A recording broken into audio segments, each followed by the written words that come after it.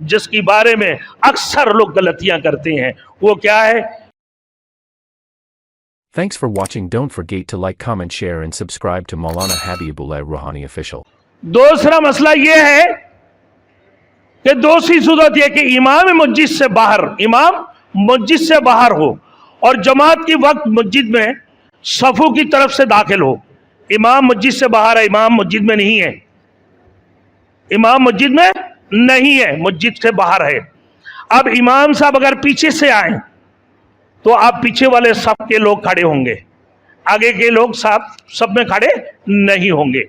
اگر یہ ایک صورت ہے۔ دوسری صورت، امام کی حجرے کی سامنے سے، امام کی محراب کی طرف سے اگر دروازہ کھلا ہوا ہو، امام اپنا حجرے پیچھے حجرہ ہو اور وہاں سے نکل کر آتے ہیں سامنے سے، تو سارے مصلی کھڑے ہو جائے۔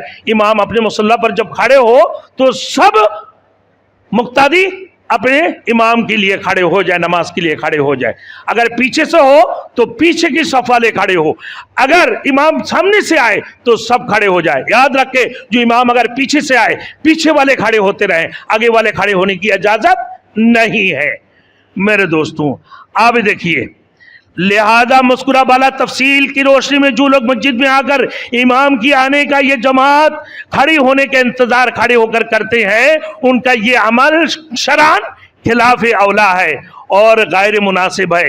امام کی آنے کا انتظار بیٹھ کر ہی کرنا چاہیے، جماعت کھڑے ہونے کا وقت ہو چکا ہو یا ابھی کچھ وقت باقی ہو، دونوں صورتوں میں یہی ایک ہی حکم ہے، کیونکہ اوپر جو حدیث ذکر کی گئی ہے اس کی مفہوم میں محدثین نے صراحت کی ہے کہ صحابۃ اجمعین رضی اللہ تعالیٰ عنہم اجمعین جماعت کا وقت ہونے پر کھڑے ہو جاتے تھے، تو نبی کریم صلی اللہ علیہ وسلم کو بعض وقت کسی کام کی وجہ سے تاخیر ہو جاتی تو آپ صلی اللہ علیہ وسلم نے صحابہ کرام رضوان اللہ تعالیٰ علیہم اجمعین سے فرمایا کہ جب تک تم مجھے آتا ہوا نہ دیکھ لو اس وقت تک تم کھڑا نہ ہوا کرو، بیٹھے رہو، یعنی اجلس، بیٹھ کر ہی انتظار کرو۔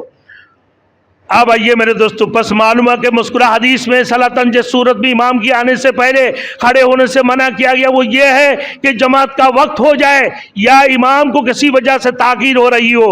لہذا دونوں صورتوں میں مستحب طریقہ یہ ہے کہ جماعت کھڑی ہونے کے انتظار یا امام کی آنے کے انتظار مقتدیوں کو بیٹھ کر کرنا چاہیے، اور یہ مستحب ہے، یعنی سنت غیر مؤکدہ ہے۔